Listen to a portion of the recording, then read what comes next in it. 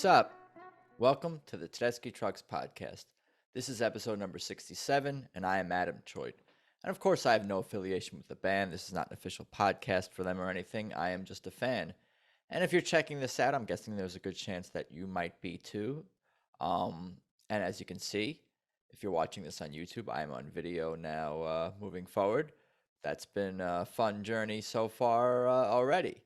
But to follow this show, it's at Tedeschi Trucks Podcast on Instagram. On YouTube, it's Tedeschi Trucks Podcast with spaces. I'm at Adam Choit on Instagram if you want to follow me, and it's the same on Twitter. And please be sure to give the show a positive review on iTunes, Apple Podcast, and be sure to subscribe wherever you listen to podcasts. It's pretty much available everywhere. I also have another podcast called People We Love, and what I do with that one is interview people from all walks of life, most often comedians and other entertainment types, creative types about their lives and careers. It's casual conversation, but I also ask everyone to highlight the people they love, who've inspired them, who've influenced them, who've helped them in their career and their personal life. It's been a lot of fun. Please check that out. It's at People We Love Podcast on Instagram. You can also check out peoplewelovepodcast.com. I got video going for that one as well. But for today's TTB episode, my guest is Massachusetts' own longtime music journalist and critic, Scott McLennan.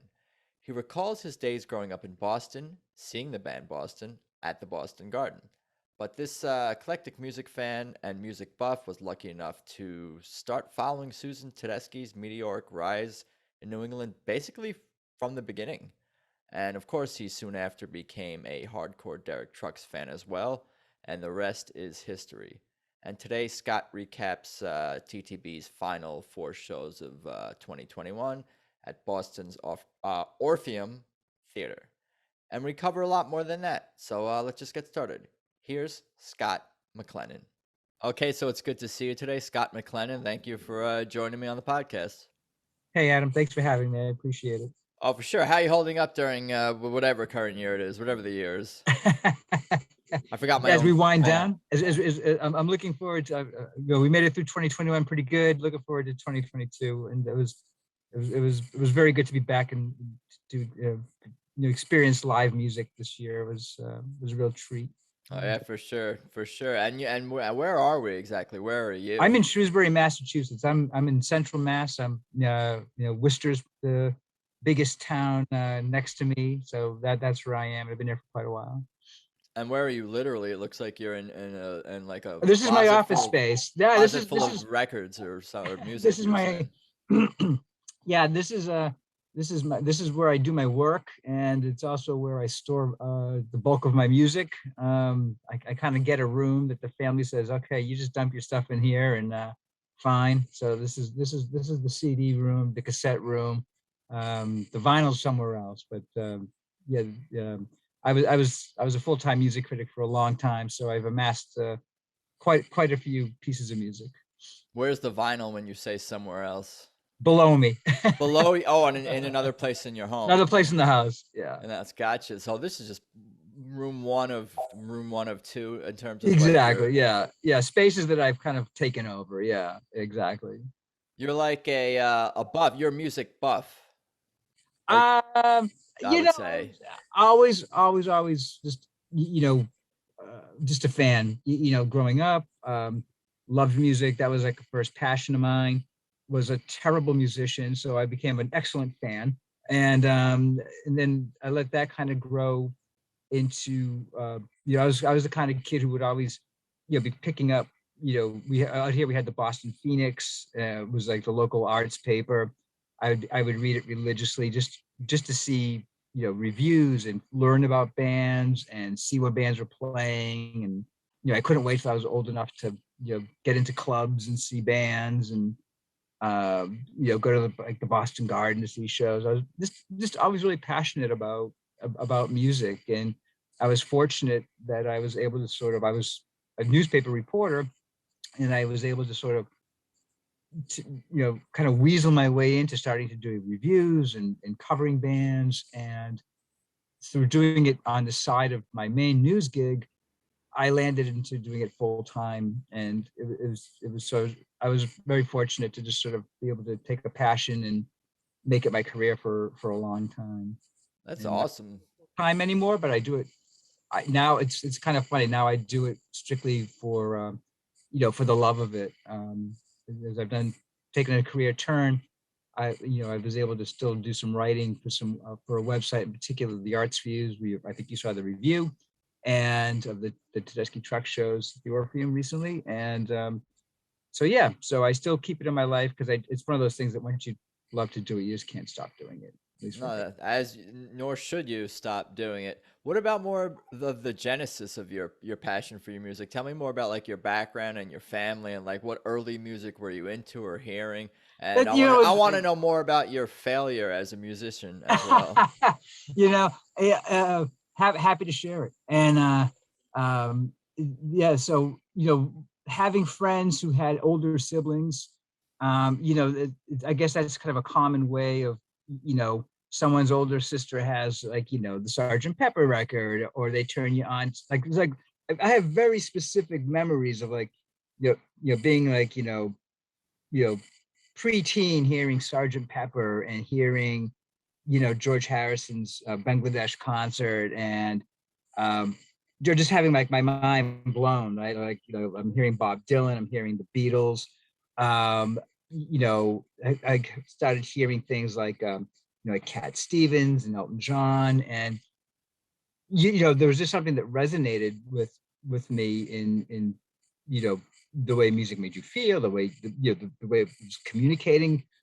And as I got older, and I kind of, you start to develop your own taste. So, I'm of an age where, you know, uh, Kiss was just starting to hit, like, right, and like so, like that whole visual element of the music, and that whole kind of rebellious aspect of like, well, if I'm liking this is sort of a rejection of mom and dad values and stuff, right, and and then you kind of, you your tastes develop over time, and you kind of find things like Cheap Trick, and being from this neck of the woods too, like Aerosmith is obviously a really big influence. And my first big rock show I remember was going to see the band Boston, at the Boston Garden right after the Don't Look Back album. And I guess it's a game changer, right? Like you're a freshman in high school, and like you're in the like I could not have if like the only way I could have been further away from that stage would have been if I was like sitting outside. I mean, I was like so far back in the Boston Garden, but like it was like I was just like sucked in. Like I was just like, man, like this is it. Like I have never seen anything like this. I've never felt anything like this. And you just get the bug, right? Like you just get bitten like that. And and kind of backtracking a little bit, like leading up to that moment, like obviously being passionate about music, it's like, oh, I'm gonna learn an instrument, right? I'm gonna, and the first thing I picked up was a trumpet, right? Because like in the school music program, like you could play the trumpet or the clarinet or the flute. And I'm like, well, I guess the trumpet, right? And I was awful. I mean, I just was like, just terrible. And I learned my first bit of music criticism from my grandfather, who had to take. He was commissioned to take me to like perform in some school holiday concert. No one else was around, so my grandfather took me. And like, like I'm probably in fourth or fifth grade, and like after the show, I'm like, "Oh, what'd you think?" And he said, like, sounded like people were throwing garbage cans down a flight of stairs. I'm like, wow, that's harsh, but that's really good music criticism right there. And so I moved off from trumpet and tried my hand at acoustic guitar, and it was no not much better. So I decided that the audience audience member was the role I would play in the music community, and in the dynamic of people who play need people to listen, and I was happy to take on that role. Yeah, what I always come back to, it's like you have to. I guess their talent exists, obviously, but to get better at something, you have to kind of like not being good at it or accept not being good at it for a while. People don't want it. You don't want to, myself included, you don't want to like take the time to be bad at something for an extended period of time Well, before you you get know, it's good. funny you say that because, like, with writing, it's my career has always been focused on writing in some capacity, and I always kind of liked to do it, and I always felt like I had an aptitude for it. But like when I go back and read things that I wrote 10, 15, 20, 30 years ago, I'm like, oh my God, I can't believe, like, you know what I mean? Like, I, Cringe. You make I yourself think cringe.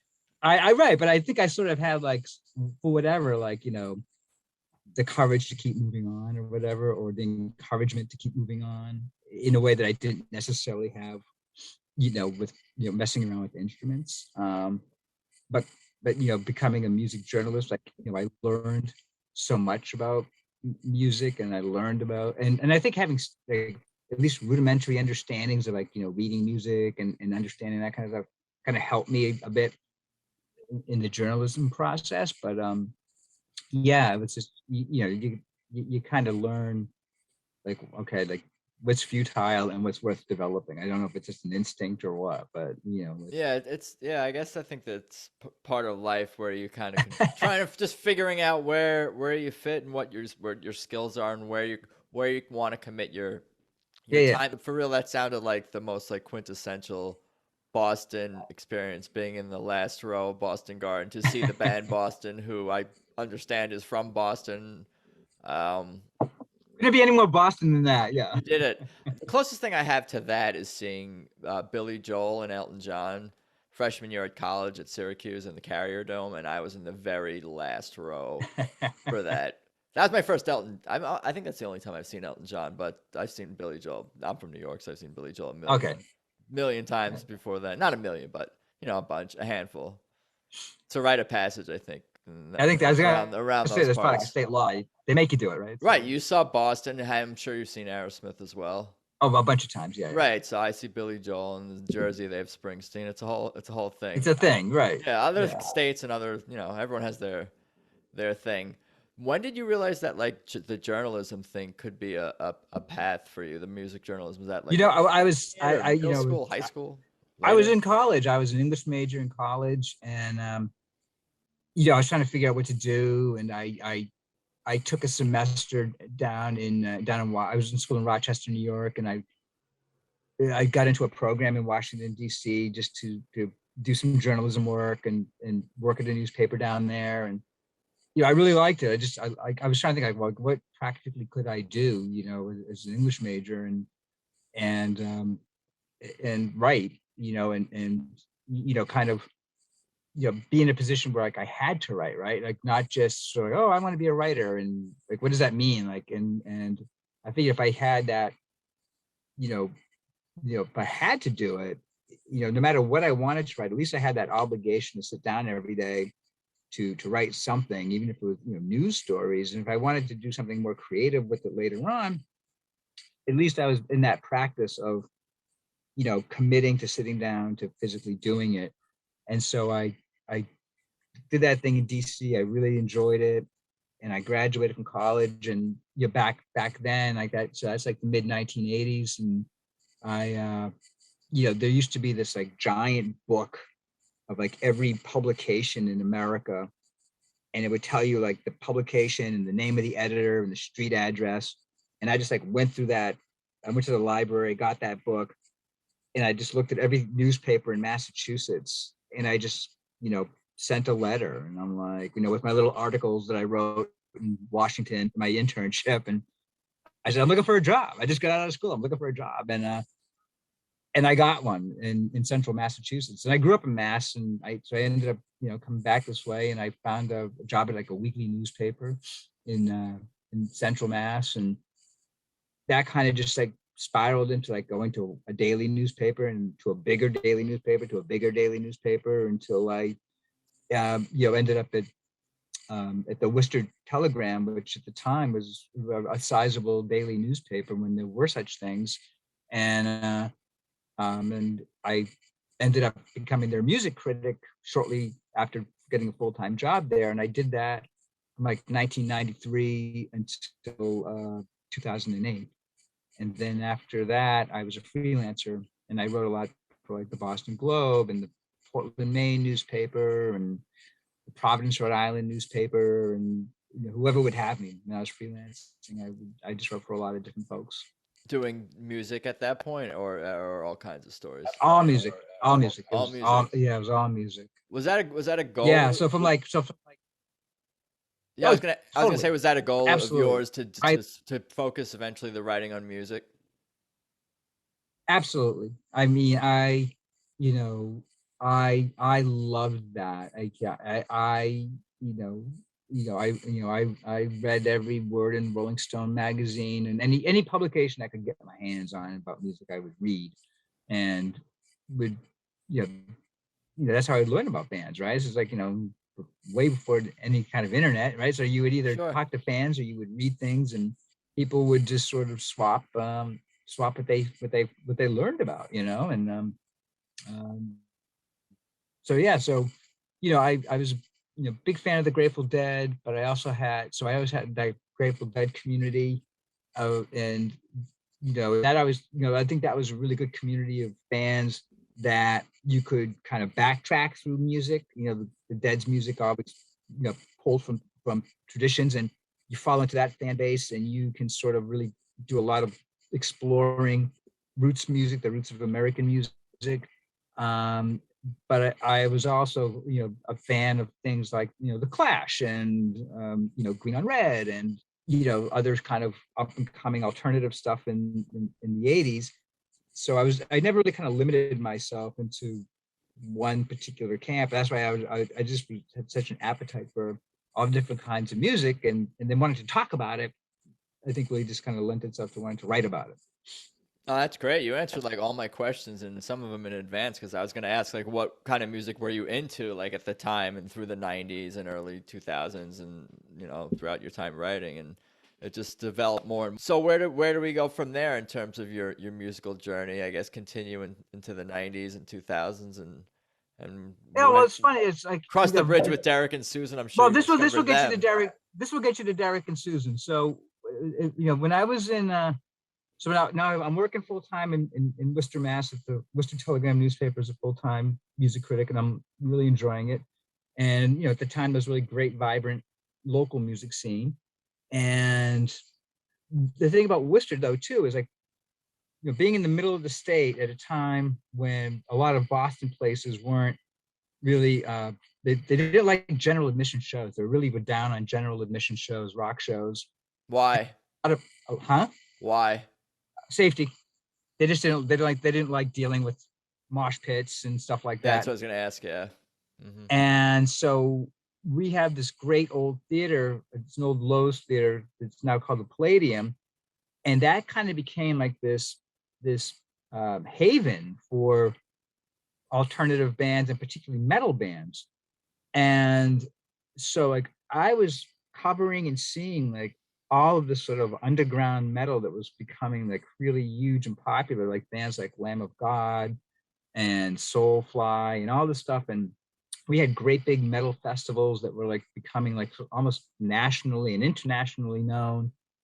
And here's this kind of guy who's into the Grateful Dead really kind of getting off on this explosive, really passionate fan base and passionate musicianship, that is really outsider. So I was doing a lot of work and covering heavy metal that I would have never have expected to have been doing, but I really found myself enjoying. I loved listening to their stories, and I loved hearing, what was going on, and just the energy of that music and the energy of that crowd was, I mean, it kind of gave me a real niche, right? And it was a big deal, and it really, I think, helped with my career.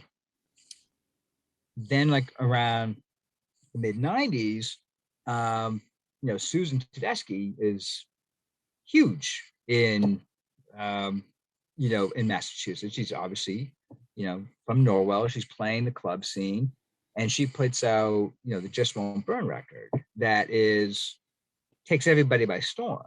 And, her career all of a sudden goes, everyone wants to talk about Susan Tedeschi, and, she's playing clubs in Worcester. And, I'm seeing Susan Tedeschi at the beginning of, her journey.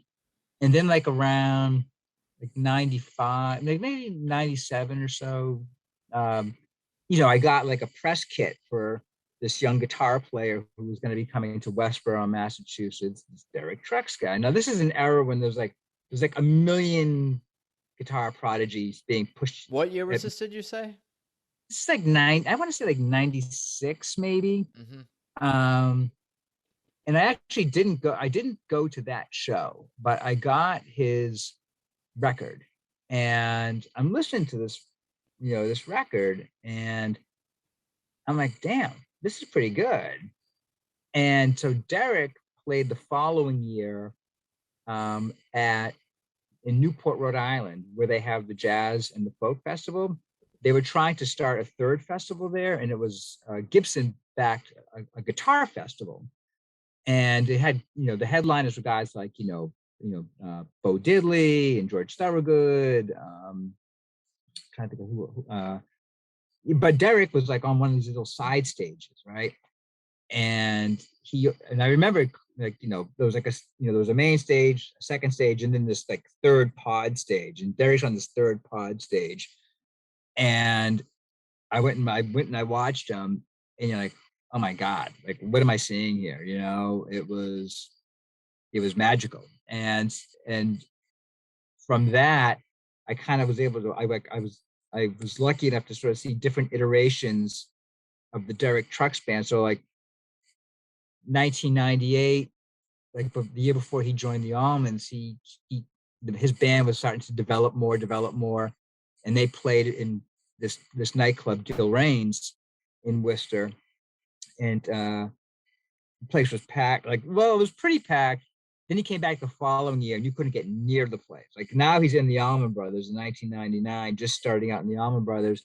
Still has the DTB doing a couple shows, and he came out to that same club, and it was just like 3 times as many people.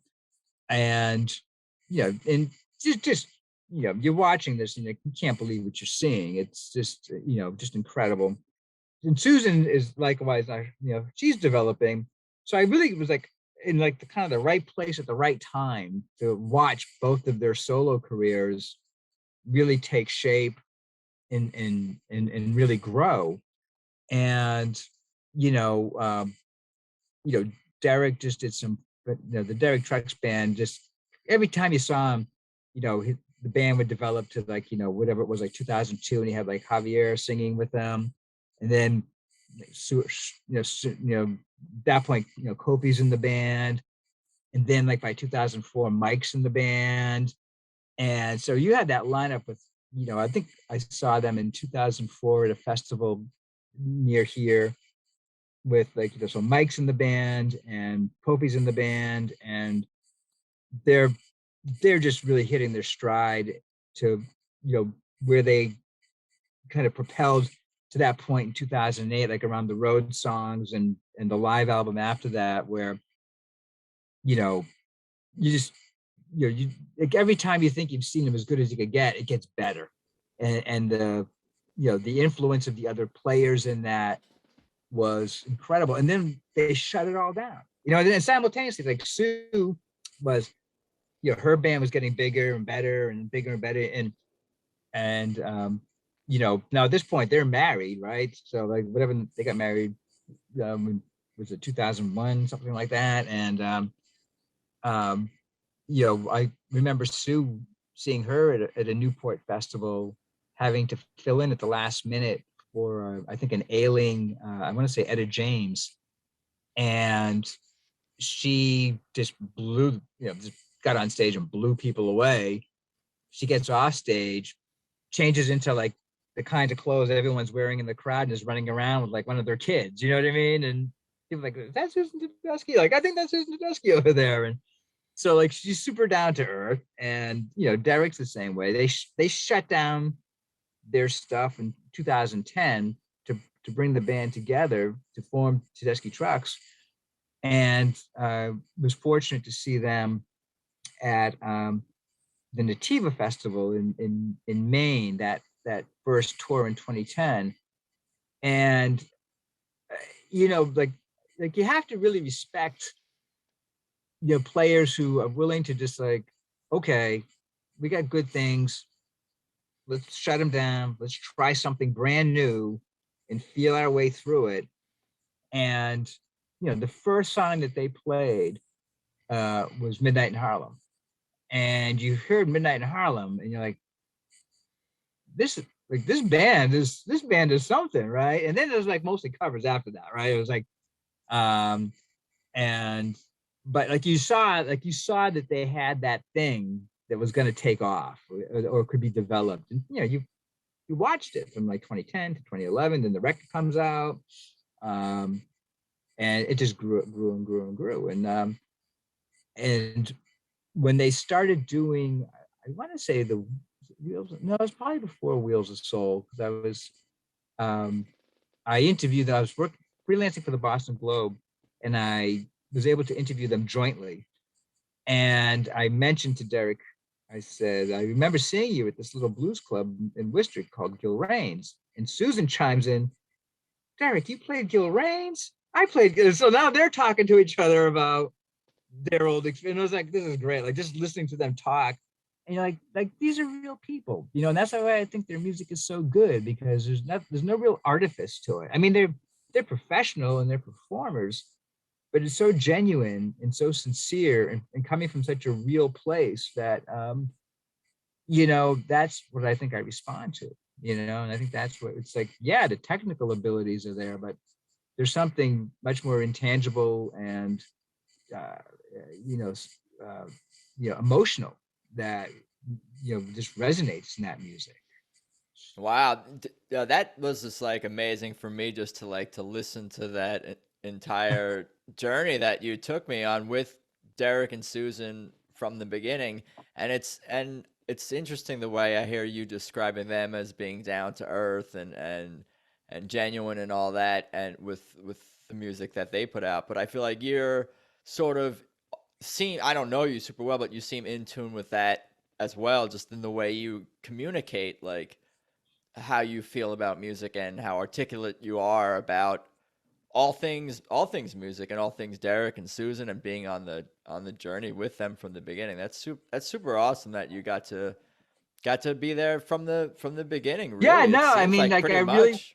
yeah, like I feel really fortunate, like that you could sort of like watch these kinds of things, and yeah, it's it's I don't take it for granted. I really don't. Yeah, are there any other bands that you sort of have had this sort of like relationship and or experience with, where you're kind of like were there from the genesis of a forming of a band, or Well, just yeah, like going back to like the metal stuff. I remember seeing the very early stages of the bands, Tool and Rage Against the Machine and Lamb of God were like I remember like distinctly the first time I had seen each of those bands, and they were like in festival settings and kind of like off in the cornfields or wherever the hell they stick the beginning bands, and you watch these bands and you're like like there's just something just like so real coming off the stage, and so just that passion of what they're doing. And even though it doesn't come anything, musically it's not anything like what Derek and Susan are doing, but there's like like when the first time I saw Lamb of God, I was like, this band is going to be like the kings of metal someday. I mean, they're just like, they got everything going on, and and it's really about they're doing this because they believe in it. Um and I still maintain that. Like I've gone to see them a couple of times, over the last few years. Then like this is still as exciting as I remember it. Like back when I first saw them, and uh, you know, you know, uh, you know, I think Tool kind of became a bit more commercially aligned. I think Rage Against the Machine. I saw a Rage Against the Machine Wu-Tang Clan show that was probably one of the craziest live things I've ever seen in my life. It was they had played New York the night before they were supposed to play Mass. Zach De La Rocha like broke his foot or something. He fell off the stage jumping around, and they were going to cancel the show. Then they didn't. And this is again pre-internet. So like you're listening to the radio all day. Oh, show's canceled. No, the show's on. No, the show's canceled. No, the show's on. And then you get there, and like half of Wu-Tang showed up, the other half they couldn't find, and Wu-Tang's just kind of winging it, and then Zach comes running out like with his foot in the cast on crutches, and he's still jumping around. Like this is mayhem. Like it was complete mayhem, and like that was rock and roll. You know what I mean? Like that was like my feeling of like, wow, this is rock and roll. And Yeah, the attitude. totally. And the music, like, but they had the message, and they had they were just real, they just seemed real committed and dedicated to like, again, like it's about like they could easily be fans, but they were the ones on stage, right? Like there was that connection there. Like, and I think that's what people really respond to. Like, and well said. you know, I never thought of it, I guess, quite in that way. Why we connect to certain bands, or what helps oh yeah, helps us connect to certain bands and artists, perhaps more than yeah, others. absolutely. I think so. I mean, sometimes you just like a band because you like their songs, right? Right. Well, and it brings you in for sure. Sometimes there's just like something special there that you say, oh, I'm going to go follow this band around the country for a few years, Yeah, start podcasts about them. Yeah, right. Well, bring me up to Boston, the Boston shows, and the rest of your journey with TTB. We're kind of gotten to the 2013, 14, 15. I'm sure you just kept going to shows, and when they came to town, maybe covering more shows as a It's writer. after the Almonds, shut down, and Derek could really commit to doing full-time TTB. And they started doing more shows, and then there just became more opportunity, right, to go see them, especially once they really hit their stride around, putting together the Wheels of Soul, and kind of getting that rhythm of like, the winter tour, the summer tour, the fall tour, the Beacon stuff. There became like a rhythm to their performance schedule that, we're also kind of blessed, I think, on the East Coast, where they really shine on us more than the poor folk out in the West Coast. But yeah, I'm moving back at some point. We'll see. Because of Tedeschi Trucks, right? It's like, yeah, I'm moving near the Beacon. right into the building in October. So, yeah, right. And so yes, like I started going to like Wheels of Soul. Like, let's go to the show in New Hampshire. Let's go to the show in Connecticut. Let's go to the show in Rhode Island. And then then we decided to make the plunge and go to the Beacon. I think in 2016 was the first time I went down to the Beacon, and that was the year that Warren sat in for the first time. Like my first Beacon show was the one that Warren showed up at. So like, okay, like I'm coming back. I'm doing this every year now, and so yeah, we've made a point of doing at least one, if not more, shows at the Beacon every year. The band's history with playing end of the year shows in Boston was, TTB was doing, it wasn't always routine, but they had done some really spectacular shows at the House of Blues. This is pre-Orpheum. They would show up at the House of Blues, and there was the one year that they had the tour with when George Porter was playing bass with them, and that was just like a knockout homecoming show that they did. I want to say that was like probably like 2011, maybe 2012.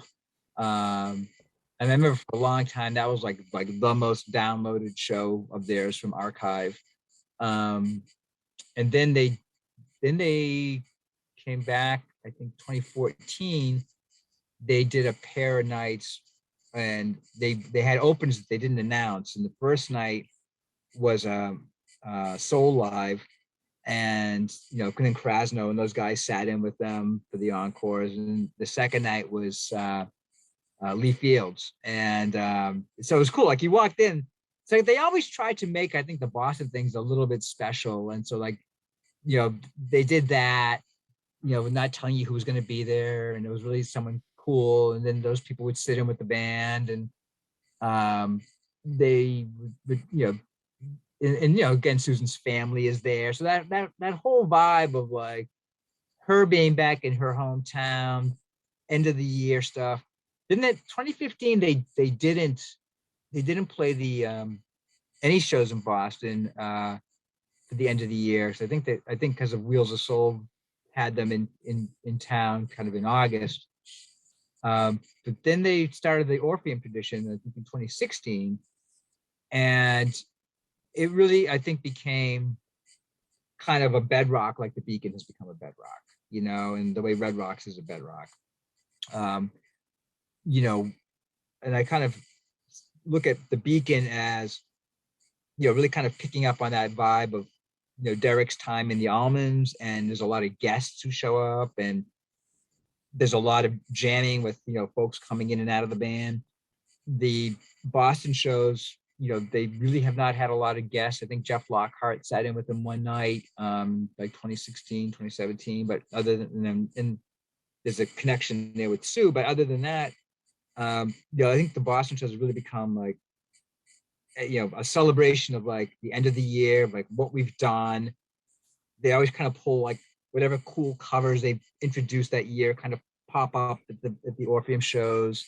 And then again, as Susan's family and the fans who've known her for a long time are there, it's really, I think, become a very Sue-centric experience, which is, I think, great because um, I think there's a lot of I think Derek has always drawn so much attention that you forget sometimes it's, like Sue's just not the singer in the band. Like Sue's she's a kick-ass guitar player, songwriter, the whole 9 yards, right? And it's kind of awesome that really gets elevated, I think, a little bit more at the Orpheum, the Boston shows over the last few years. I would, I mean, I'll, as a New Yorker, I'll give credit also just to the Boston music fan in general. And is that something that you could speak to? Like I guess I'm sometimes critical of laid back Southern California music fans in general. But I'm sure you've been to shows probably all over the country. Maybe not. But like, is there something that, to be said for Boston, New York, Chicago, Philly type fans of music, or even sports, but just fans of No, I mean, different sensibility, I feel like. I mean, Boston is, it's, first off, it's got a chip on its shoulder because it's not New York, right? So we become like a little bit more rabid. I think there's like a real sort of like everybody, like Boston is such a music town. That's why it was so cool Right. to be, covering music in the vicinity of Boston, because, tours inevitably, come here because, they're going to be huge deals. It's like when Jimmy Page and the Black Crowes toured together, well, that actually came to Worcester, believe it or not. And that wasn't just, but like it played this market because like people were going to go bananas here. You know what I mean? Like everybody comes to Boston or the Boston market because, it's going to sell out. People are going to be crazy. And, it's just a great receptive because I think there's also a really healthy, vibrant, local music scene. There's a lot of great local music. So there's like there's there's an appetite for it, right? There was, especially in the 80s and 90s, there was such a great network of clubs and local musicians. The local musicians are still here, but the clubs aren't necessarily here. So that's I think a problem everywhere. But we've got a good culture for live music that you find in New York, and that you find it in Colorado, right? Like you go see shows at Red Rocks or Denver or Boulder, and there's just an appetite, and so when people show up, not they're not there just to have a few beers and chit chat, and I mean they're there to pay attention and hoot and holler and really get into it. And I really noticed at this run of shows at the Orpheum, when Sue was tapping into her pre-TTB songbook, I mean, people went nuts. Like when she was doing like, Just Won't Burn, or, It Hurts So Bad, like you heard like people going like crazy, and that maybe they wouldn't have gone as crazy in New York if they hadn't kind of come up with that music. But I think there was a lot of people who had come up with that music and were super psyched to hear it again. And they let her know it. I bet it just works on like so many levels about music in general, and obviously Susan and TTB's music. Like you have that context of a whole history and of it, and then you have just like the voice and the literal music itself and the sound, just how it moves you. It's just I don't know. I feel I don't even I can't even really articulate it or fully comprehend like But what I give them music so can much. do I for give them so people. much credit though for like choosing to do like 4 nights in a place like the Orpheum where you can really sort of you, you know people can be like. I mean, maybe this isn't the best time in the history of the world to be gathering together compactly like that, but however, we chose to do it, and we did it as safely as we could. Um, like, but they're not going to like the hockey barn. You know what I mean? Like they're playing theaters, and where like you can hear the music and you can kind of congregate, right? Like you're congregating with fans who are focused on that stage, just like when you go to the Beacon. And the Beacon is like a million times more beautiful than than the Orpheum. But the Orpheum, it's got like this like nutty energy bouncing around, like, and people like they don't care that the seats are all busted up and it's kind of rickety and old, like it's church. You know what I mean? It's sort of like they're there to like feel the spirit, and they do it. And I give the band credit for kind of going that route at this stage of its career, rather than saying, well, why not just do 2 nights at the hockey barn rather than 4 nights at you know at the old Orpheum. I mean, I know they're locked into a contract to play there for so many years, but you know they could have made the contract to do other shows, another bigger, just do a bigger room, but once or twice rather than these 4 shows. And then so I give them credit for doing thinking that this is what the fans are going to like more. Yeah, I think it's really all about serving the music ultimately, and the sound, and Totally, also obviously the fan experience. totally, What serves the music the most, yeah. and again, and I can see that's kind of seems like your approach as well to your career, and your writing, and your love for music as a fan, like just putting that, and being open to new music as well. It's like Yeah, you're a good music fan. You're a I great try. music fan. No, it's I get excited like when I mean, like, look at Marcus King, right? It's like I you heard the name buzzing around, and then Derek and Susan brought him out at one of the Beacon shows to for an encore, and you're like, I was what? there. Were you there? Yeah. Well, this if it was this year's one. Huh? Was it this year's? No, this was Marcus Oh, you're sat. talking about previous Yeah, year. yeah. When Marcus sat, the first time Marcus sat in with TTB was I want to say 20. It was the year before he did the Wheels of Soul. So whatever that was, 2017, I want to say. And they brought him out for an encore. What the hell was the song he did? For My Friend or something, some old soul song. And like he just kills it, right? And yeah, get on the Google or something. It was the Sam. It was the Bring It On Home. I think. And Was it Bring It he On Home? it wasn't bringing it home. It wasn't a Chicago song. It was much more of a soul song. No, it was Bring It On Home. No, was it Sam Cooke? No. It was like For My Friend, right? I want to say it Man, wasn't for my yeah. brother. It was like for my friend, or and and and so anyway, like it like people were just like, who is this kid, right? And then then his band ends up on Wheels of Soul the following summer with the Drive By Truckers, and I saw 3 or 4. I saw the Red Rock shows, the New Hampshire shows, the Massachusetts shows, and like whatever he did was different. Like every set, that's he had the first set too, right? So he had like whatever 45 minutes, and like some shows like they just jammed, but Kofi would come out or Kevy would come out and they would just jam for like 30 of the 45 minutes and play a song. At Red Rocks, Derek sat in with them.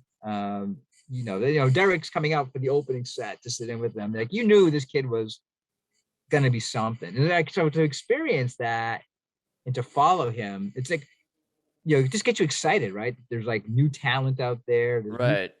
So following Marcus or Billy Strings, you're like, all right, it's like the wheel keeps turning. Like, there's always some good stuff. I 100% agree, and I don't like it when people say, "Oh, music isn't good anymore. There's no good music. Music is better. It used to be better." And maybe that's true to some degree, but if you have a passion for music, and if you have a passion for even certain genres of music, and it can be more than one, could be many, like, you could find what you're looking for and stuff that you like and appreciate. It might not be your favorite, but there's always new stuff to discover, and you got to give stuff a chance. Things grow on you. Like, I think we've all experienced that, just listening to like albums, any albums. Like, oh, I didn't, things grow on you.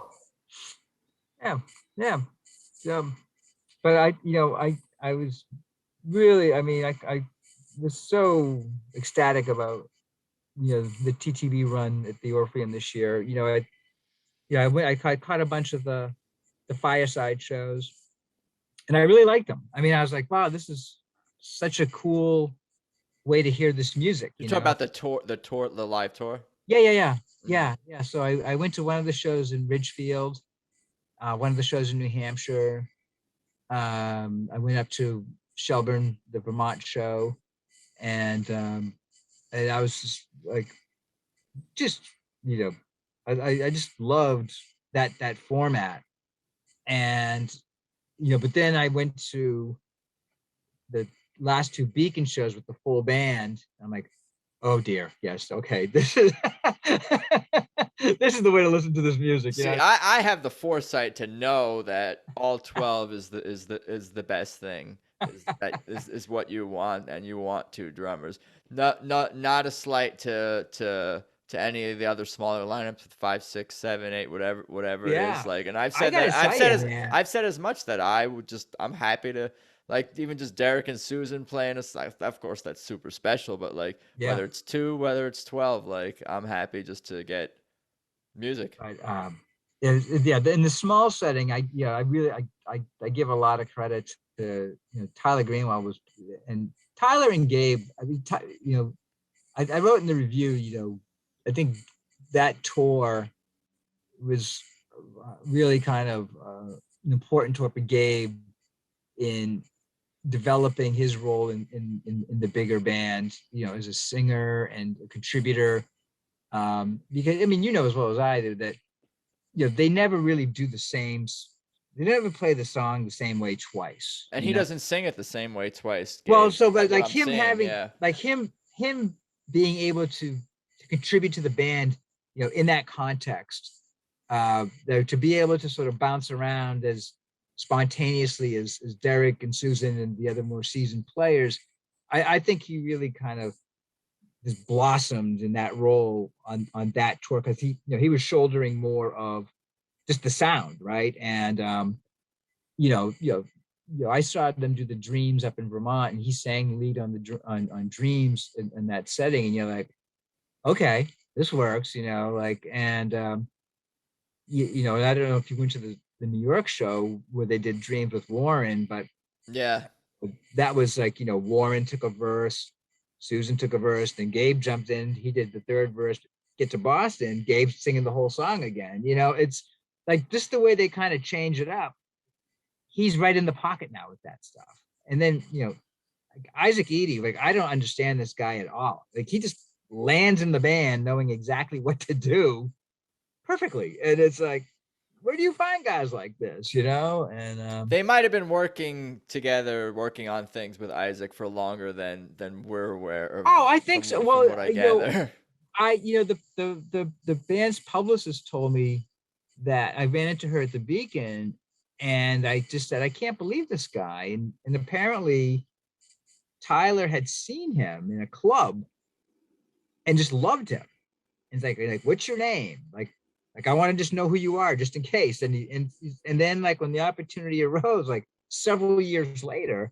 Years later. Wow. Yeah, yeah, it was years later. And I mean, I think to your point, I'm sure they brought him into the fold, learn the stuff when the time was ready for that. But it was like a name and number in Tyler's pocket that, should they ever need a drummer. Oh, I saw this guy in a bar once, That's how life works, or can Yeah, sometimes. totally. Yeah, but I think he's just really fit in like unbelievably. You know? Yeah, no, it's always great to see how new members seem to just slide right in Yeah. seamlessly. At least from the fans' perspective and from my perspective, just listening to the music and watching things all come together from afar. I mean, I think everyone in the band is of course super talented and Oh great, yeah. and I'm pretty blown away by a lot of the things that I hear Gabe doing, especially on the vocal, even on Had to Cry Today. Oh, I think they did that, and they did that. Yeah, some they of those ended that. rangy things, like he makes it his own, but he also does justice to the song, as does the band, of course, to the original. It's hard to match, and you can't match or like try to Yeah. be Steve Winwood or sing like No. his voice or whatever. But Gabe definitely like Oh, it's he's special. It's otherworldly in a lot of ways. Like when I listen to like some of the vocal things that come from this band, it makes me, because a lot, this music is like filling my day a lot of the time, and I'm doing dishes, walking around, and then I'll just like stop and I'll hear like Gabe or yeah. Susan or Mike or Alicia or Mark or any of them like. Yeah. I'm like, what was that? Excuse me. Yeah. It's Yeah. like Well, that's what kills me about the chills, yeah, chills. but like the Layla Revisited records, like, when Trey sings, it's like, oh, we let the fifth best singer on the stage sing a song. Great. You know what I mean? It's like, I suppose we had to let Trey sing one, but would have been better if one of the other. No, he did a good job. I know. I'm just knocking on Trey, but it was, Yeah. but in the vocal department, there were some bigger guns on stage for that show. I suppose so. I'll leave it at that. um, yeah, but I thought the Orpheum run in total was, I mean, everything you could have wanted and more. The band just, I felt, really dug in, to play songs that you hadn't heard in a while, or do arrangements that were fresh. I was, I felt like by the second half of the second set on the first night, like you could just feel the elevation. Like the first set, the first night, they were having fun, they were getting grounded. They were doing some interesting things, like, having a pair of Mike songs into a pair of kind of more obscure Susan songs, and that stuff's going to get the crowd cheering just because of the structure of what they're doing. The Idle Win was, as mind blowing as you want, but then they got to that part in like the second set with like, they did a really long Afro blue intro that, what they weren't just touching on, like they were really playing it into Shame, which, Susan has just, made that such a like a vocal, showcase for herself. Kind of came back into like the jammy parts of that were very flavored by Afro blue. I mean, you could just like there was just such a level of creativity sort of unfolding in front of you on the stage that, like you're just, you're pulled right in. And then they get to, Angel, which, you see Angel on the set list, and like, oh, Angel from Montgomery. I think I've heard this, 9 times this year or something, but it never fails to kill you. It never fails to slay you. It's like Susan never dials that one in, right? Or, phones it in rather. She just like, she sings it like just so passionately every time. And swapping out the Sugary for Helpless, I mean, how does that not put a smile on your face? I mean, as a Deadhead, I always loved how they touched on Sugary. I wasn't disappointed to see it go with this, because they really, they do the full version of Helpless, and I think by the time they got it to Boston, they had really, when they first started doing it, they were kind of doing what they were doing with Sugaree, where they were sort of bouncing between the lyrics at the very end of the song. By the time they got it to Boston, they really were just doing like Angel and then Helpless, and it's like keeping it kind of a clean version, full version of Helpless that I just think it's just stunning. Then they kind of wrapped up with Susan's big blues number that night was that did it. The encore with Bound for Glory. It was it was a solid first night. That second half of the second set was like really, you felt how high this band could take you. Um, and then I think in the review I kind of said, with night one was had the feel of like a Motown or a Stax review where they were doing a lot of the R&B and soul numbers. Night two was their Woodstock. It was much more psychedelic. The jams were just like getting a little bit more out there, even though they were bringing in more of the horns and more of Gabe's work. I felt, but it just was just like kind of like this crazy, I thought, jammy energy that the band was just like kind of going out there, like when they did Any Day with just a wild trombone solo from Elizabeth, like who throws a trombone solo into Any Day? Like these guys, and they do it well, and it was just hot. It was just really hot. And the Allman stuff started bubbling up with Gabe had done Somebody Wrong. Derek, they threw Les Bres into the end of I Want More. So they did the Outside Woman Blues. So from the Cream stuff that they had started bringing out in New York. So like the show was just like this kind of really crazy. I thought the most psychedelic. It was one set. It was a one set power show, and then for the encore, Susan and Gabe walk out, just the two of them. Like, wait a minute, what's going on here? Like no way is she gonna do Song for You or something like that. Like no one would be able to handle that. That would just be too much. It's too emotional. That would have been like that would have just like that couldn't have happened. Like, I don't think Susan or Gabe could have. I don't think so. Right. Like, so I'm like thinking, well, maybe Bird on a Wire. I don't know.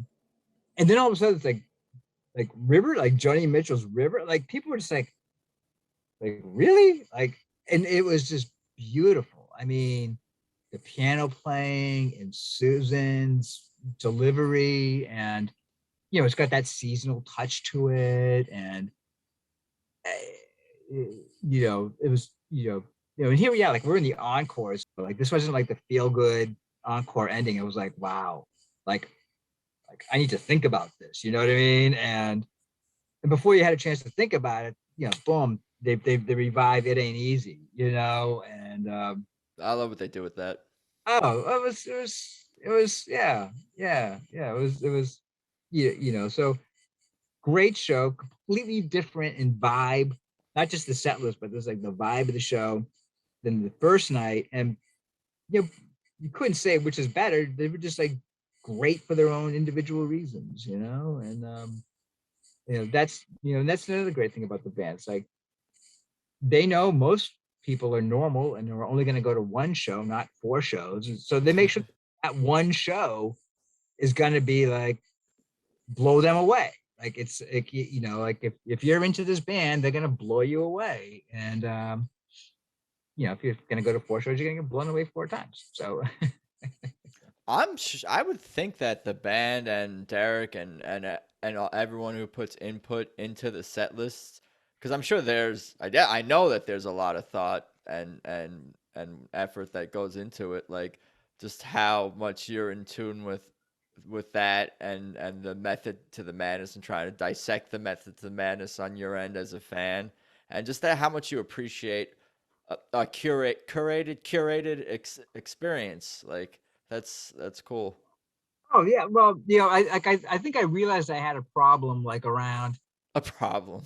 Yeah, like when I started recognizing like what they were doing with the song I Want More, depending on where it landed in the set list, like if they opened the show or closed the show or had it in the middle of the show, it was it was done completely differently. Like no matter, and like, you try to explain this to normal people and they look at you like, really, like you're like, what's wrong with you? And like, no, this is really important stuff, like what they do with I Want More depends on where it is. And, and again, I just think that that's one of like just the great elements of this band that, there's nothing really cookie cutter about it, and I think, one of, the way I kind of expressed it in the review is there's ritual, but it's not it's never formulaic.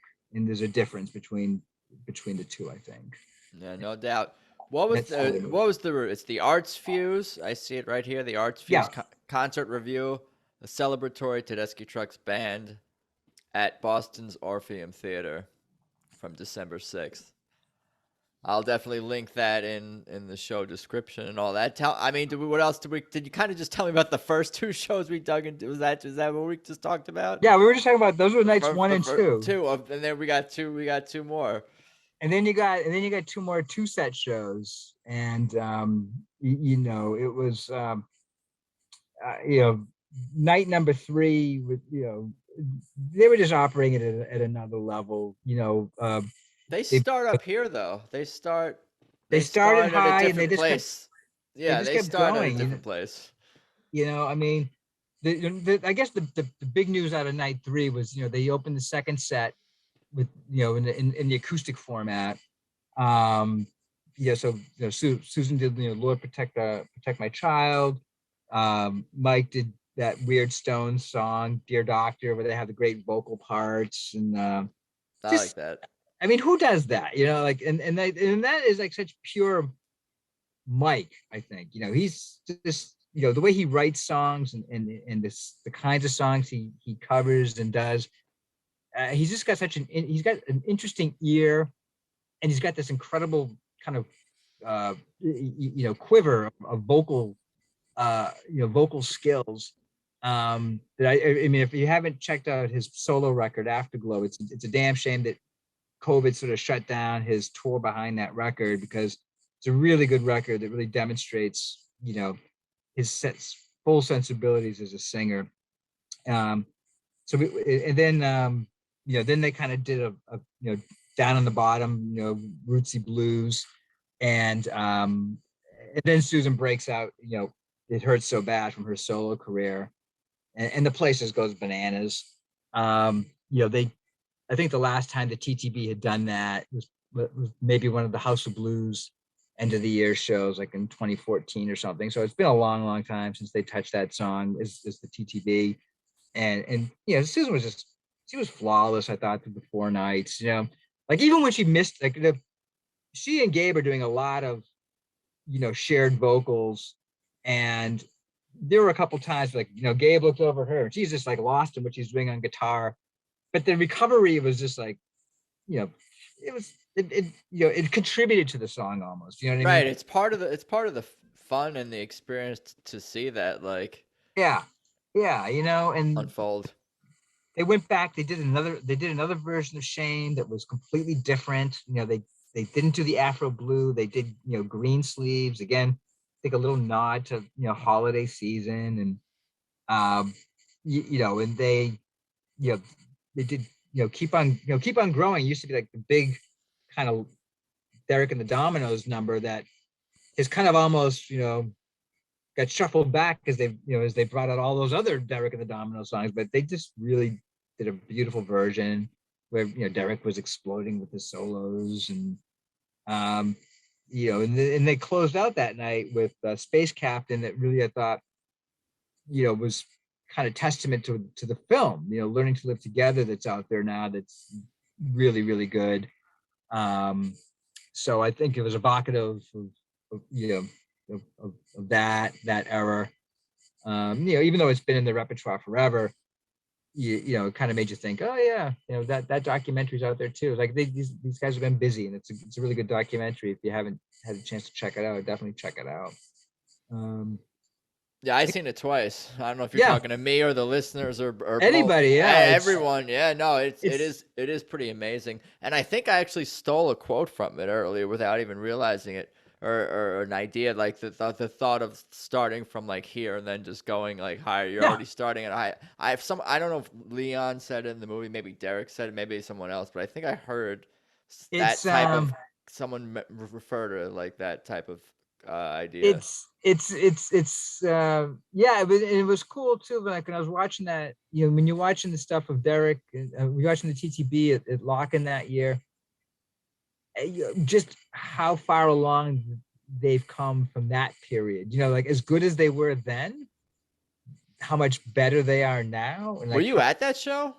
no, All no, right, just make no, no, not just making sure. Just but just I'm just saying, like just watching the footage and just watching them play, like as good as that was, like they're even that much more sort of you know you know tactical and versatile, and just being able to, the way that they just kind of move around, and and kind of move from one thing to the next, and that's I mean, I you have to think that like Derek always had a vision of what he wanted to do with this like band with horns and singers and the rhythm section and two drummers, and it's very, I think that's a very intentional design that he just doesn't, like how much can you do with this, and I think he's his imagination is endless, right, in terms of I mean, you've been to enough shows to know, like some nights, man, it's all about the horns, or some nights it's all about the singers, and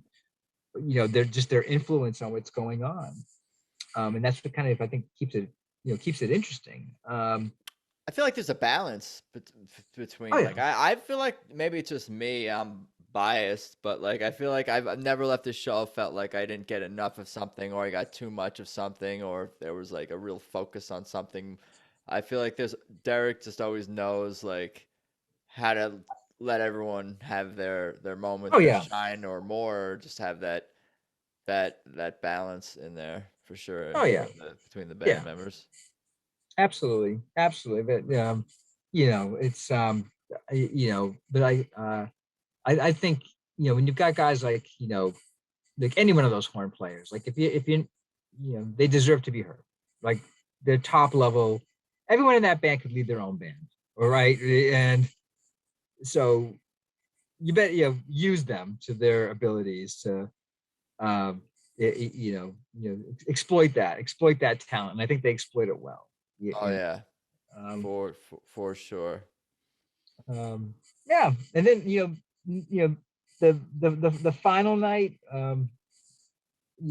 it was it was just just killer. I'm just looking at the set list right now, and you know Susan, she comes out with, they open with "I Want More," which was totally different than hearing them close with "I Want More," because it's very straight. And then they go into "Little by Little" from, again, the cover from Susan's Days.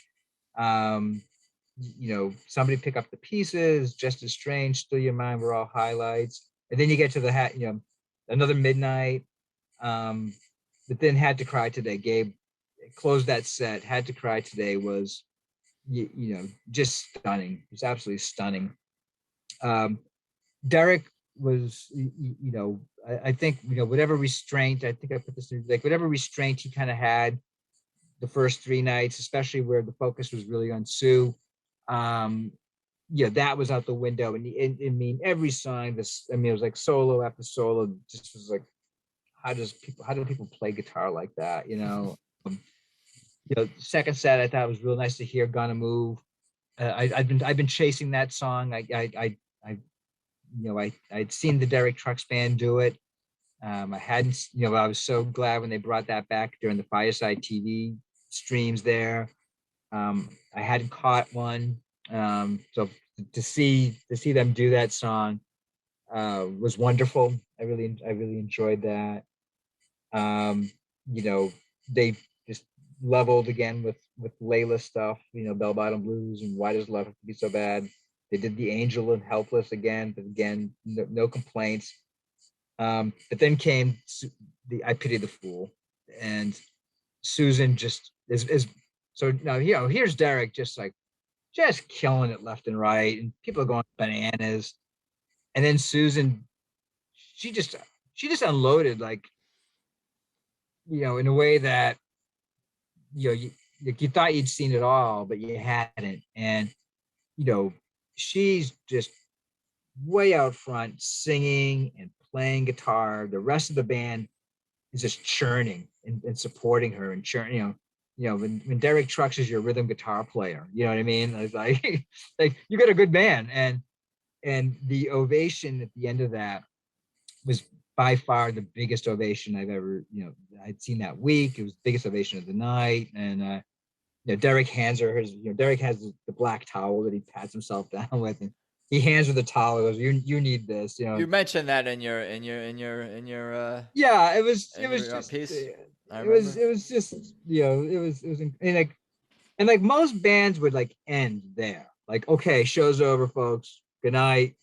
But like they still had like another 45 Right. minutes of just like brilliance to come, They could close with anything. I always say that they can close with any song, and I Yeah. honestly think they could, like, maybe people don't want to hear this, but like I feel like they can honestly just pick the set list out of a hat, and no one is going to be disappointed, and it will seem on purpose as well. Yeah. That's my theory, at least. Yeah. No, I mean, like you kind of knew that you were going to get Dreams. You kind of knew you were going to get, You you have an had idea. they hadn't played the Storm by that point, so you knew the Storm was going to come with Whipping Post. But even kind of knowing it blew you away. It was still really fresh, really, there was nothing perfunctory about it. And then you thought, they're going to end with Little Help from My Friends, because that's what they always do, right? They always end with Little Help from My Friends in Boston. They end the Beacon run, they end the Boston run like that. And they began the Boston run with I Got a Feeling. So, okay, we're going to bookend it with the Beatles, and because everyone's talking about the Beatles these days. But, they defy expectations, and they do another, they went back to Joni Mitchell's River, even probably tighter than the first one. And then they go back to their own material to use for Bound for Glory, and it was exquisite. Just a beautiful version of Bound for Glory. You get Alicia singing, Mark singing, and the whole thing, and it was perfect. Because you were kind of thinking they were going to go one way, and they say no, just follow us, trust us. No, you're always full of surprises. You're always surprised as a fan, and whether Yeah. you're a new fan or a fan who's been in from the beginning, like yourself, like you never know what you're gonna hear, I guess. And there's no two versions that are the same, even within the same Yeah. residency, Yeah. and nothing is ever mailed in, and especially on I pity the fool, or whatever. Yeah. Yeah. No, Like that's right. Like the we've all heard opposite, whatever the opposite of mailed in. That's what Susan is on that song. explosive. Yeah. Explosive, Well, yeah. it's funny. Like on the Saturday show, I ran into the folks I was sitting next to on the Friday show, and we were just chatting, and we just got to the point of like, like, has anyone seen a bad TT? Like, what is a bad TTB show? Like, is there such a thing as a bad TTB? I've asked that question on this podcast. And the woman said, well, I wouldn't call it a bad show, but they went to one of the fireside shows where I guess the weather was dismal, and We're gonna blame the band for that. and the band was having a hard time. I think like the crowd was, socially distanced, or you have that distance, and people are wet and kind of disengaged. So Disengaged is the word I could see. and so she said, like, the band it wasn't the band's fault, it wasn't, but experience wise, it was not like what we were kind of like. So I and we clearly chalked it up to a first world problem and not something to complain about. And we counted our blessings, So, I don't, I felt, and I reviewed the bands, for all these Boston shows, and I felt like the 2018 run, when Tim said he was going to be leaving the band, and they had different bass players kind of coming in and subbing. I felt it was like a hectic year. Like, it was a year of kind of a lot of loss. This is even before before they lost Kofi, and there you felt like the band was a little, or just not as loose as I had seen them before, and they weren't bad shows by any stretch of the imagination, but you could see that they were kind of In, preparing for in change. flux. Yeah, exactly, and um, that was and again, I wouldn't say that those were bad shows, but you knew that there was a level of restraint there that you hadn't seen in the 2017 shows, and that was gone by the 2019 shows. So at the Orpheum, so yeah. I think in that context, I could see what you're saying, but I think if you didn't know the band and you were like a music fan, you showed up to these shows without any context of the Oh, previous iterations of lineups, you'd be like, this is one of the most amazing, if not the you said this is best the best show music I've ever show been to I've in my ever been life. to in my Oh, life. Yeah. absolutely. Exactly. And I think probably the band and Derek and everyone in the band is probably more sensitive to like, oh, this show might been better than this show, this whatever, like I feel like they're more in tune, obviously, as Yeah. professional musicians, like what night might have gone better than others, but to Oh, like yeah. There's average nothing better. fan Yeah. or No, any there's fan, it's like we appreciate like oh, all shows. there's nothing better than bringing someone to a show, right? That hasn't seen them before, and I've I've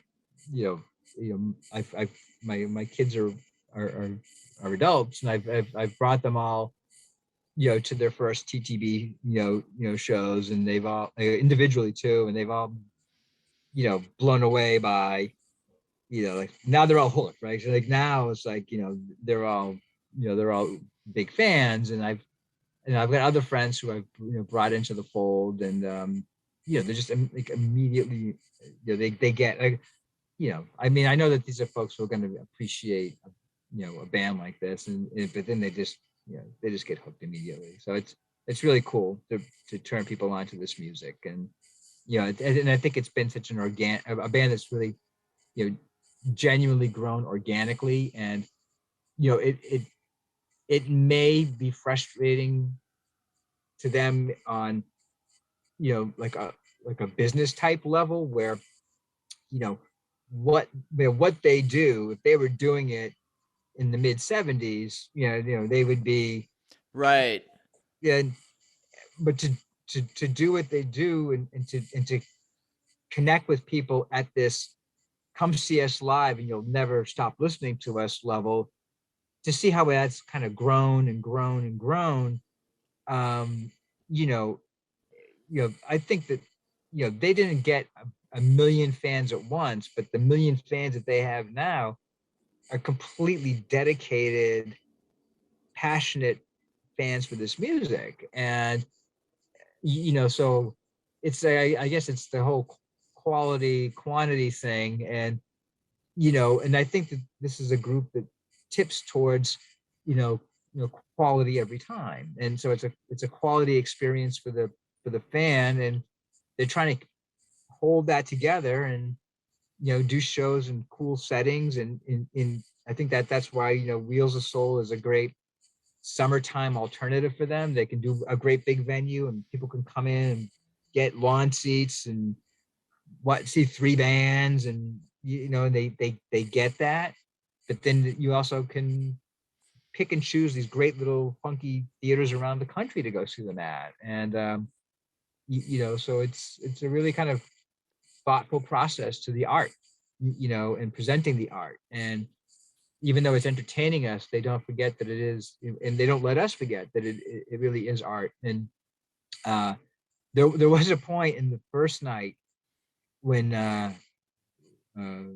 Brandon is doing this like solo, and he tends to start real soft and build and build and build, and he's doing that, and somebody must have been yammering in the front row, and like Derek like literally like leans over and shushes the guy. Someone posted something about this. I That was saw me. in I the posted group. about the shush. They, I posted about the shush, and it generated, I think, a lot of comments of controversial. uh, Controversy. but it was, and I remember when they were doing the acoustic sets, when they first did the acoustic sets in Boston, Susan was saying to people like, this let's listen. And so I think I think there's an expectation that you know you know we need to bring something to it as an audience too. If they're gonna, if they want to do it this way, we have a role in making it successful. And and that's kind of cool. I think it makes us invested more into the experience. um and I think I find that to be fulfilling.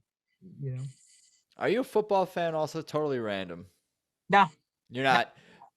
But this ex Indianapolis Colts punter, Pat McAfee, who actually just signed a big deal with FanDuel, who has his own like streaming thing and all this, played with Peyton Manning, and he talked about how Peyton Manning, when he was on offense, would like get the crowd to be so quiet so they could communicate Yeah. and do their thing, and the fans like really respected that. Like he was Pat McAfee's like babies would like stop crying when Peyton Manning would like want the correct, when they were on offense or whatever. And that made me think of that, thinking about, how TTB and Derek like to take, and Brandon, like they all like to take it down real quiet at certain points in the show, especially in the theaters, which I guess are conducive to that. And, most of the fans get that and understand Yeah. that and are respectful for that.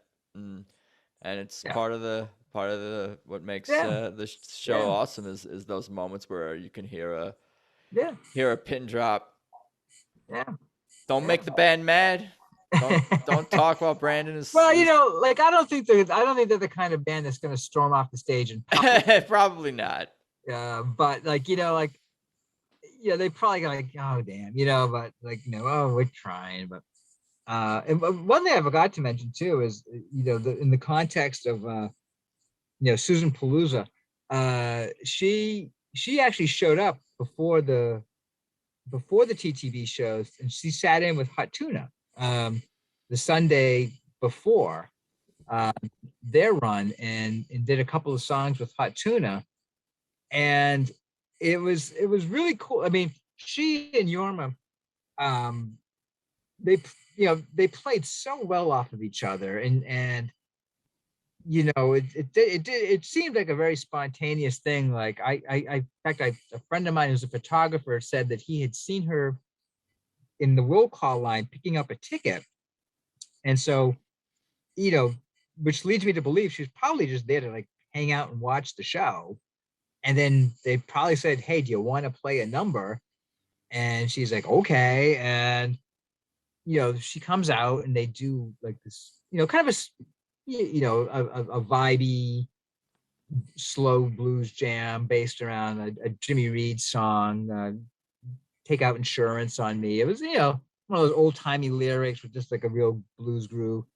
And then they did "Trouble in Mind," which Yorm has been doing, kind of revived in his career, and they jammed it, man. Like they like played, and they played really well off of each other, and I was impressed because I think Derek and Susan are big fans of Yorm Kaukonen, and they've invited him to open Beacon shows and Boston Right. shows, and then obviously they had Hot Tuna be part of the Wheels of Soul one year. But I remember the first couple of times that Derek and Yorma tried to jam together, and it wasn't natural. Like they both have such distinct styles. I think it took them a few times to really figure each other out. They would always do like "Key to the Highway," right? That's the ultimate guest sit-in song for TTB. And so it took Yorma and Derek a couple of keys to the highway to like to figure out how to play together. Susan and Yorma, it was just like totally natural. They just kind of vibed and took it to a place. It was really nice. And it helped me better understand the difference in between Derek and Susan. Both are great guitar players, but in totally different ways. Sure. Hmm. Um, and just watching her interactions like that, I just reminded me and helped me better understand that. No doubt. What else? What else should we cover about Boston? Otherwise, anything else you want to mention, or and No, man, definitely mention the article one more time and how people can find that. No, it was all good. It was really wonderful. I'm glad that they're back in full force. I mean, I'm dying to see what they do with the alleged stack of songs that have been written during the pandemic. I'm ready. I think the band's in a good spot. You know what I mean? Like Gabe's up to speed. Gabe is beyond. I mean, Isaac is up to speed. Gabe is at another level. You know, and I think it's really, yeah, I think we're in for an exciting era of TTB. Yeah, the lineup seems like it's complete, not in flux, at least from what I understand. I don't Exactly. know. Yeah. Everything. I'm just a fan. Yeah. Right, but Yeah. it seems like this is like they did put out. I don't know if someone took like a professional photo of like all 12 members. So maybe Yeah. when you see a photo come out of all 12 Yeah. of them, you kind of know Yeah. that okay, like this is a real. Yeah. You know, Yeah. and this will probably be the lineup on whatever their next, Yeah. album will be like. Yeah. Yeah. No, we're due. So it's Next year. Well, it's December, so it's coming. next week, right? In a couple of weeks. I don't think it's coming out January 1, January 2, but we'll see. Cool. Well, I definitely appreciate your time and all the stories. It's been just amazing for me just to for sure just to hear your story and a little bit about your story and the Derek and Susan origin stories, in a sense. That's always great for me to hear personally. Anything else you want to plug, promote, direct people to? Artfuse.org. I'm sure you could find it. Scott McLennan, Tedeschi Trucks, pretty easy to it's up there. Find. Yeah, I know. I appreciate what you do. I mean, it's really cool that the community that has like sprung up around this band, and it's wonderful that we can have these kinds of conversations and share it and talk about it and stay connected when the band's off the road. So thank you for what you do. And thank you. For sure. I appreciate that. All right. Let's get dinner. Oh, yeah. Enjoy the rest of your evening, my friend, and we'll talk soon. All right. Do well, Adam. You got it later. So there you go. Episode 67 with Scott McLennan. That was a lot of fun. I definitely appreciate Scott's time. I really enjoyed just listening to him tell the whole Susan Derek personal history that he has, and that that goes way back was interesting for me to hear and cool for me to hear for sure. That dude is just really articulate when it comes to both writing and talking about music. I could listen to him talk about music all day. But anyway, for now, hope everyone out there is doing okay. Please check out Tedeschi Trucks Podcast on Instagram. That's at Tedeschi Trucks Podcast. And remember to tap subscribe or follow on iTunes, Spotify, or via whichever way you listen to this show. Positive reviews on iTunes, Apple Podcasts are greatly appreciated. I'm at Adam Choid on Twitter and Instagram. The band, Tedeschi Trucks Band, is at TedeschiTrucksBand.com. That's their website. I have another podcast, of course, People We Love Podcast.com, at People We Love Podcast on Instagram. Definitely check that out. That's fun too. But I think that's about all I got for today. I appreciate you guys listening. Thanks as always. Let's talk soon. Later.